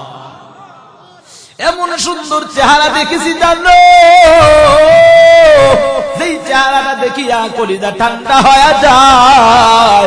ওই বেঈমানদের লোকেরা ডাক দিয়া বলে, হেরে ভাই, আর যাওয়ার দরকার নাই, আর যাওয়ার দরকার নাই, আব্দুল্লাহর বেটা মুহাম্মদ পাগল হয়ে গেছে। বলে, কেন? তোমরাই তাকে আল আমিন বলতা, যার কারণে তোমরা তার কাছে আমানত রাখতা, আবার কেমন করে তোমরা তাকে পাগল বলো? বলে না না আগে বলতাম, এখন পাগল হয়ে গেছে, সে এক আল্লাহর নাকি দাওয়াত দেয় এবং শেষ নবী দাবি করে। সব কিছু উল্টো পাল্টো হয়ে গেছে। মায়ার নবীর বিরুদ্ধে এমন কথা শোনার পর আল্লাহর বান্দারা ডাক দিয়া বলে, তাহলে একটু দাও, আমরা একটু তাকে দেখে আসি। দেখবেন এটা উপমা দেওয়াও ঠিক হবে না। রাস্তাঘাট দিয়ে মাঝে মাঝে পাগল গেলে বাচ্চারা দৌড়ে যায় কি যায় না? বেঈমানরা বলতেছে আব্দুল্লাহর বেটা মুহাম্মদ পাগল। এমন বলার পর আল্লাহর বান্দারা সবাই ডাক দিয়া বলে, এত ভালো মানুষ ছিল যেহেতু পাগল হয়ে গেছে, একটু দেখে আসি। সুবহানাল্লাহ। এক এক করে পাগল দেখতে যায়, আর কালেমার পাগল হইয়া সবাই ফিরে আসে। সুবহানাল্লাহ। এক এক করে মায়ার নবীর চেহারা দেখতে যায়, সাথে সাথে কালেমা পড়ে মুসলমান হয়ে যায়। এবং মায়ার নবী জানো, যেই নবীর চেহারা দেখিয়া বেঈমানরা মুসলমান হয়ে গেছে। এরে বাবা, এমন মায়ার নবী, যেই নবীর চেহারা দেখিয়া 7 দিনের ক্ষুধা নিবারণ হয়ে যায়। কথা বলেন ঠিক না বেটি? এমন মায়ার নবী, যেই নবীকে না দেখলে শান্তি হতো না রে বাবা। যেই মায়ার নবীর কণ্ঠে কোরআন তেলাওয়াত না শুনলে আবু জাহেলও শান্তি হইতেন না। আবু জাহেল সবাইকে ডাক দিয়া বলে, মুহাম্মদের কাছে যাস না। রাত্র যখন গভীর হয়, মায়ার নবীর বাসার কোণে দাঁড়াইয়া দাঁড়াইয়া কোরআনের তেলাওয়াত শুনি। ঠিক না? আবু জাহেল চিন্তা করে রাত্র গভীর হয়েছে, কেউ যায় না। মাঝে মাঝে চোরারা দেখুন এমন হয়, চোরাই চিন্তা করে কেউ চুরি করেন, শুধু আমি যাইতেছি। বুঝেন নাই? আবু জাহেল চিন্তা করছে রাত্র গভীর হয়েছে, কেউ যায় না, যেহেতু মুহাম্মদের তেলাওয়াত কণ্ঠটা খুব সুন্দর শোনা যায়, একটু চুপে চুপে শুনে আসে। গেছে চুপে চুপে শুনতো, তাকে দেখে আবুল হাবু আয়সা দাঁড়াইছে। সুবহানাল্লাহ বলবেন না? কি আবু জাহেল তুমি এখানে? তুমি এখানে কি? আরে কৃষ্ণা, মুহাম্মদ যে আওয়াজ দিয়া তেলাওয়াত করে কথা বলে, এগুলো শুনতে মজাই লাগে। সুবহানাল্লাহ। তবে আল্লাহ খতামাল্লাহু আলা কুলুবিহিম ওয়া আলা সামিহিম, তাদের অন্তর আল্লাহ মোহর মাইরা দিয়েছে। কথা বলেন ঠিক নেই? যার কারণে আল্লাহ কবুল করেন। বুঝেন নাই? মায়ার নবী আমার কালেমার দাওয়াত দিতেছে, বেঈমানরা মায়ার নবীর বিরুদ্ধে তহমত দিতে লাগলো। মায়ার নবীর বিরুদ্ধে তহমত দিতেছে, এরে মুহাম্মদের কাছে যাইস না, মুহাম্মদ তোমাদেরকে পাগল করে ফেলবে। নাউজুবিল্লাহ। এমন বলার পর সবাই গিয়ে গিয়ে মুসলমান হয়ে যাচ্ছে। এমন তো অবস্থার মধ্যে আবু জাহেল, আবুল আহাব, উতবা সাহেবা সবাই আশ্চর্য হয়ে গেল। হায় হায়, এমন একটা কাজ করলাম যার কারণে সবাই আরো বেশি মুসলমান হয়ে যায়। সবাই চিন্তায় পড়ে গেল, কেমনে মুহাম্মদকে ঠেকানো যায়। চিন্তায় পড়িয়া সবাই মিলে আবু জাহেলের দোষ দেয়, তুমি এই কাজটা করেছো, যদি এই কাজ না করতা তাহলে আজকে তারা মুসলমান হতো না। এমন বলার পর আবু জাহেল ডাক দিয়া বলে, না না, এগুলা বলার দরকার নাই, কেমনে মুহাম্মদকে ঠেকানো যায় সেটার চিন্তা করে নাও। এদিক দিয়ে চিন্তা করিয়া সবাই ডাক দিয়া বলে, মদিনার জমিনে তাওরাত কিতাবের পণ্ডিত, তাড়াতাড়ি যাও, ওই তাওরাত কিতাবের পণ্ডিতের কাছে গিয়া বলো, তারা যদি বলে তাদের কাছে গিয়া বলতে পারো, তারা আমাদেরকে একটা অবজেকশন দিয়া দিবে। এমন বলার পর সবাই তাড়াতাড়ি দৌড়ে গিয়া হাজির হয়ে গেছে। এরে বাবা বলেন, আমার নবী এমন একজন নবী, যেই নবীর কথা প্রত্যেকটা কিতাবের মধ্যে আমার আল্লাহ দিয়েছে। কথা বলেন ঠিক না বেটি? যেই নবীর ইতিহাস শুনিয়া পড়িয়া কত বেঈমানরা মুসলমান হয়ে গেছে। কথা বলেন ঠিক না বেটি? আমার মায়ার নবী এমন একজন নবী, যেই নবীর ইতিহাস করিয়া বড় বড় বেঈমানরা মুসলমান হয়ে গেছে। ওই বেঈমানরা মিলিয়া তাওরাতের পণ্ডিতের কাছে গিয়া বলে, এরে তাওরাতের পণ্ডিত বলো, আমাদের এলাকার মধ্যে আব্দুল্লাহর বেটা মুহাম্মদ একটা পাগল হয়ে গেছে, সে আমাদের এলাকায় আসিয়া এক আল্লাহর কালেমার দাওয়াত দেয় নাকি, এবং সে নবী দাবি করে। তাওরাত কিতাবের পণ্ডিত তো বুঝেই ফেলেছে।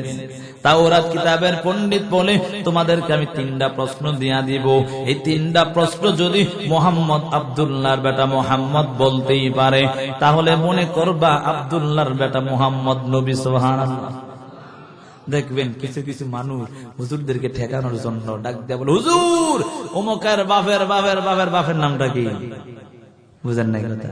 সে প্রশ্ন জানার জন্য না, হুজুরের ঠেকানোর জন্য, হুজুর অমুকের বাপের 14 গোষ্ঠীর এর নামটা কি একটু বলেন তো। আচ্ছা হুজুরে কি এর নাম নিয়ে বসে রয়েছে? হ্যাঁ, এমন প্রশ্ন করে কি করে না?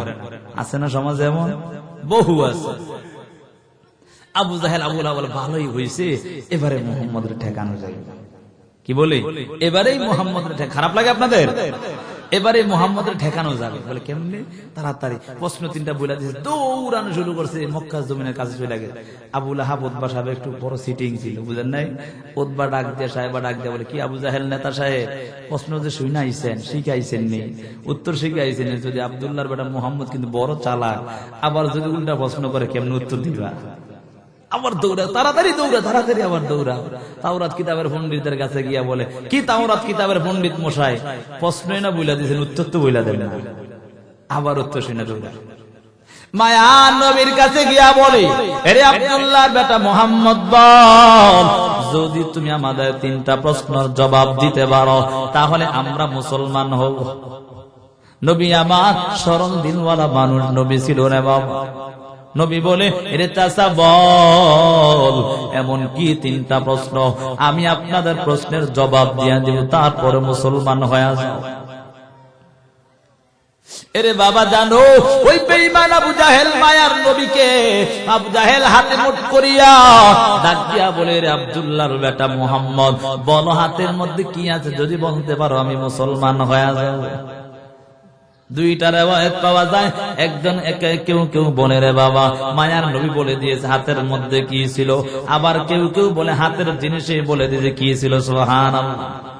আবু জাহেল ডাক দিয়া বলে, ওরে মুহাম্মদ, এতদিন শুনছি তোমার জাদু জমিনে চলে, এখন যে হাতের মোটেও চলে না। আবু জাহেল ডাক দিয়া বলে, এরে মুহাম্মদ বলো, যদি তুমি বলতে পারো তোমার হাতের ইশারায় যদি চন্দ্রটা দ্বিখণ্ডিত হয়ে যায় তাহলে আমি মুসলমান হয়ে যাব। আমার মায়ার নবী আল্লাহর আদেশে চন্দ্রটাকে দ্বিখণ্ডিত করে ফেললেন। সাথে সাথে আবু জাহেল ডাক দিয়া বলে, এরে আব্দুল্লাহ বেটা মুহাম্মদ, আমরা তো আগে জানতাম তোমার জাদু শুধু জমিনের মধ্যে চলে, এখন দেখি আকাশের মধ্যেও চলে। বেঈমান আবু জাহেল মোট কথা হলো ঈমান গ্রহণ করবে না। মায়ার নবীকে গিয়া বলে, হে আব্দুল্লাহর বেটা মুহাম্মদ, যদি তুমি 3টা প্রশ্নের জবাব দিতে পারো তাহলে আমরা মুসলমান হয়ে যাব।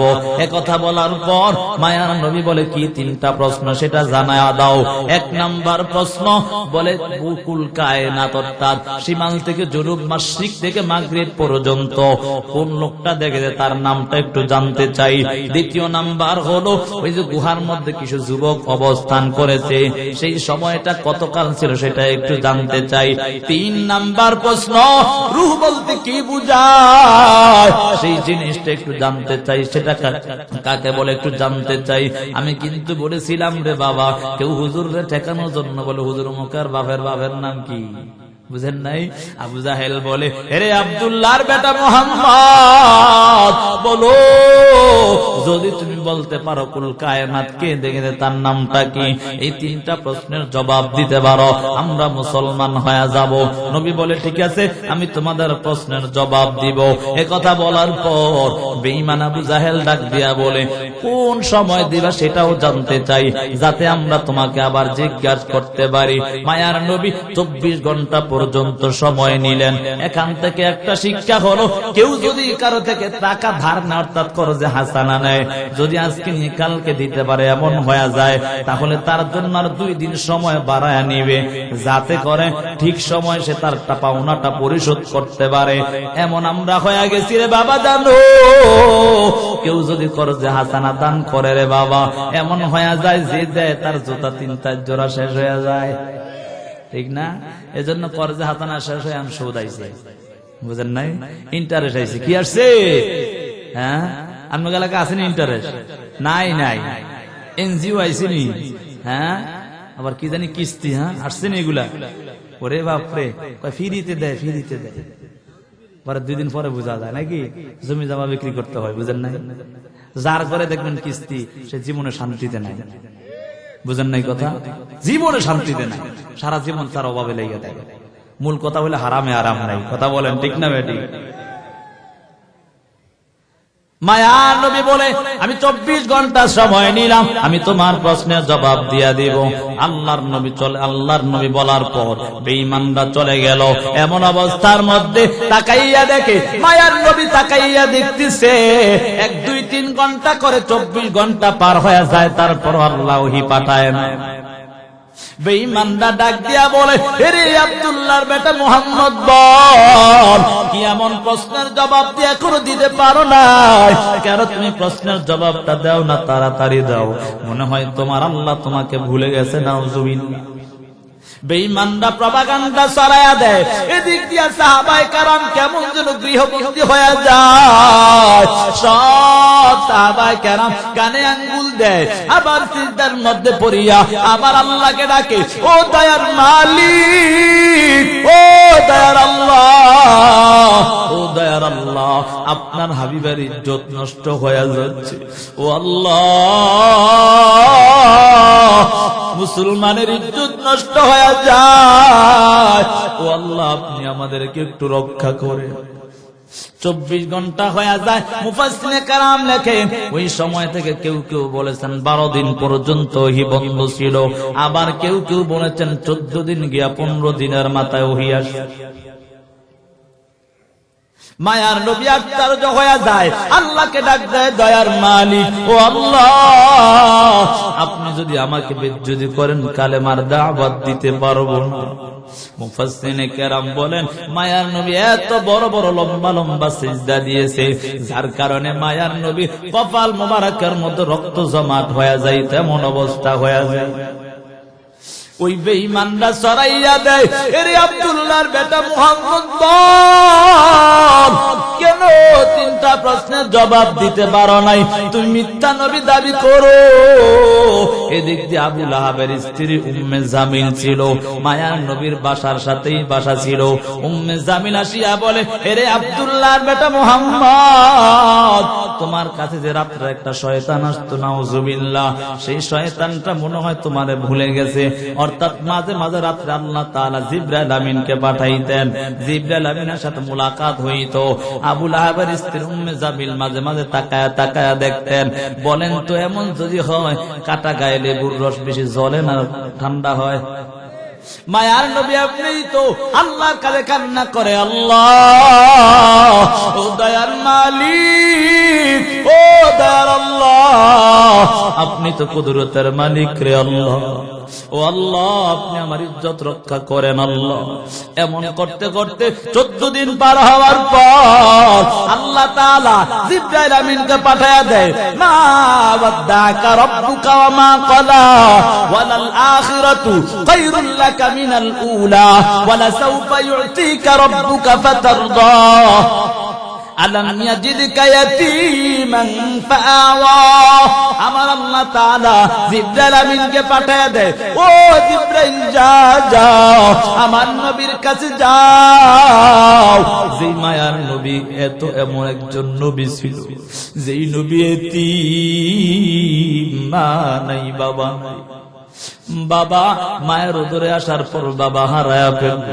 একদিন মায়ার নবী মাঠের পরে বসে বসে কান্না করে। নবী কোনোদিন খেলতেন না, কিন্তু বন্ধু বান্ধবরা খেলতেন, সেখানে মাঝে মাঝে একটু দেখতেন। তাকায়া দেখে একদিন মায়ার নবী কান্না করে।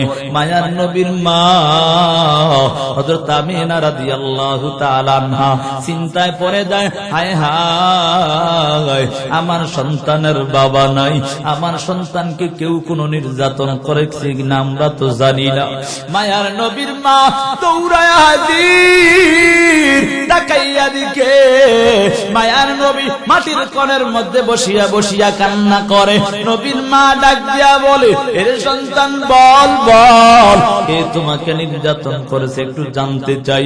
মায়ার নবী বলে, না না, কেউ আমাকে নির্যাতন করে নাই, কিন্তু কেন কান্না করে একটু জানতে চাই। মায়ার নবী কান্না করে বলে, আম্মা, আমি তাকাইয়া দেখি আমার বন্ধু বান্ধবদেরকে তাদের আত্মীয় স্বজন এসে নিয়ে যায়।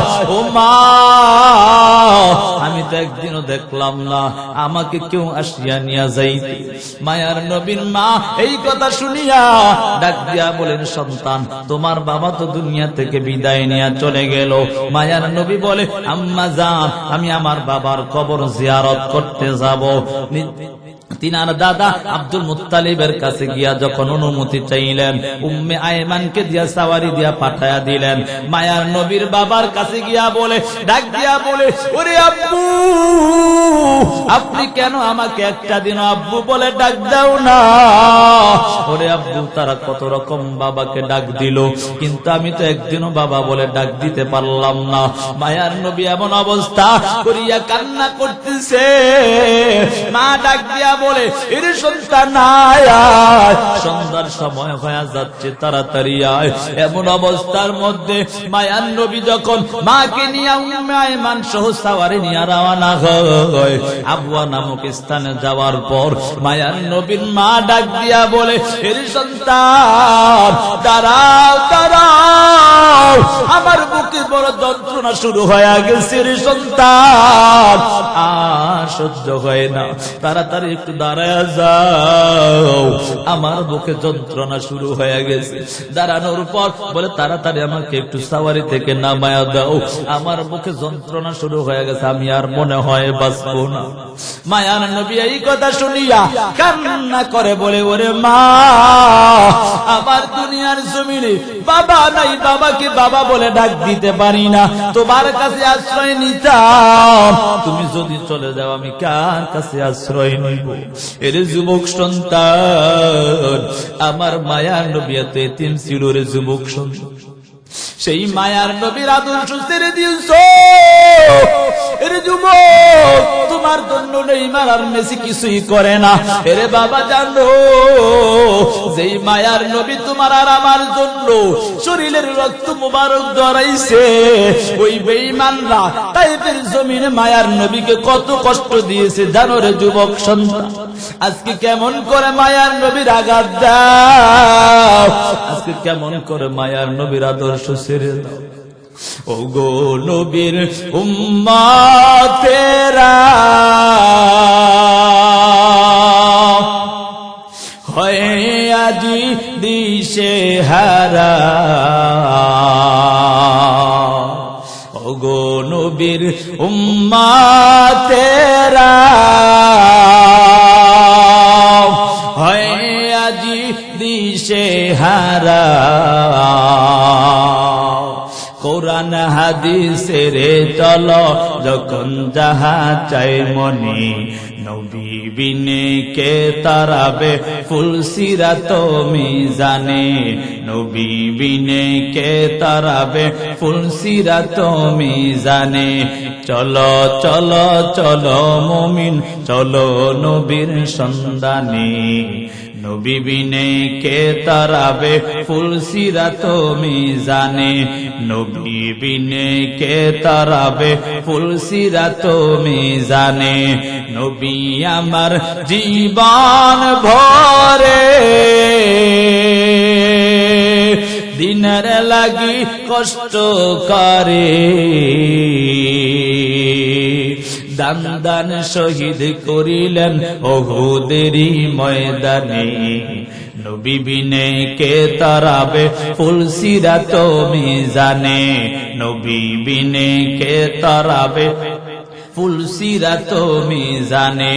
চলো চলো চলো মুমিন, চলো নবীর সন্ধানে, নবী বিনে কে তারাবে ফুল সিরাত মিজানে। এমন এতিম নবী আমার,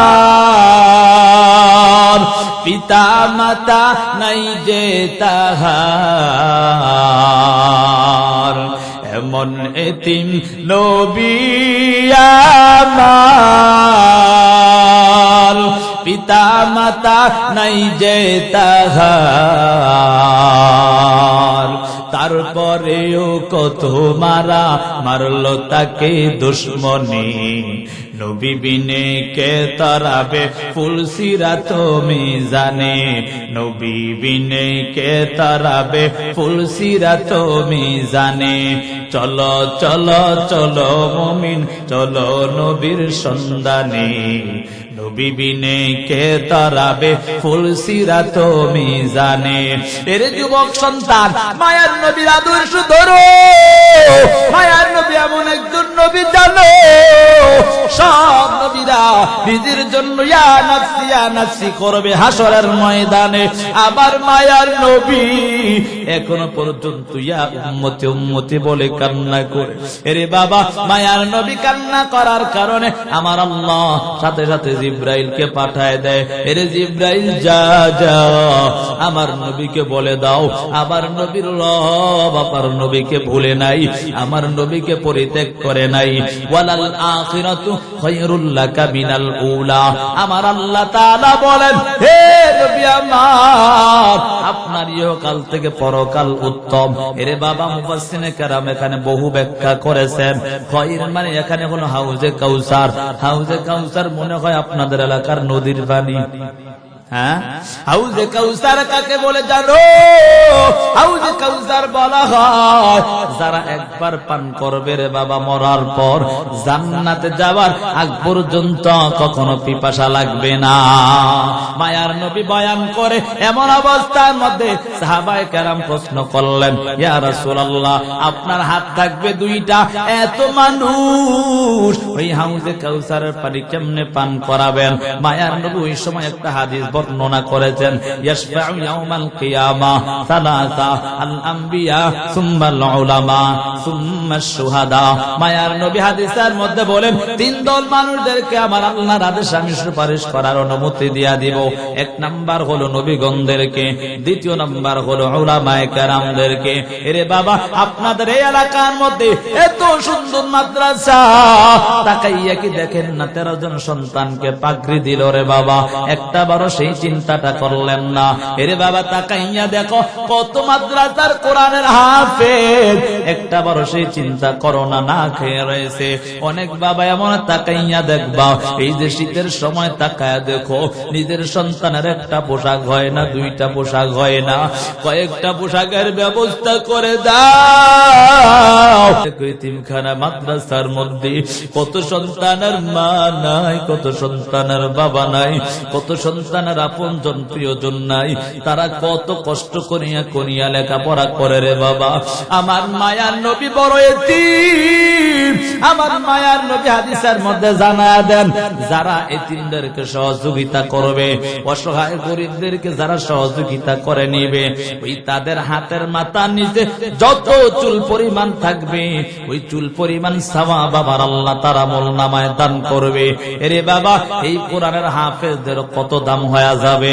মায়ার নবী হাদিসের মধ্যে বলেন, ইয়াকালু লিসাহিবিল কুরআন ইকরা ওয়ারতাকি ওয়ারাতিল কামা কুনতা তুরাতিলু ফিদ দুনিয়া ফা ইন্না মানজিলাকা ইনদা আখিরি আয়াতিন তাকরাউহা।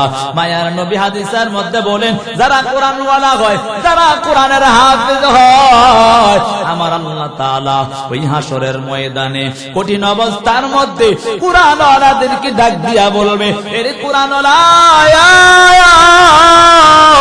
কোরআন পড়ো।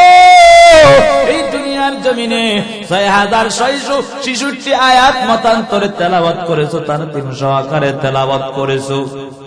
আর আজকে হাসরের ময়দানে এক এক আয়াত তেলাওয়াত করবি, আর এক এক সিঁড়ি করে উপরে উঠতে থাকবে। সুবহানাল্লাহ।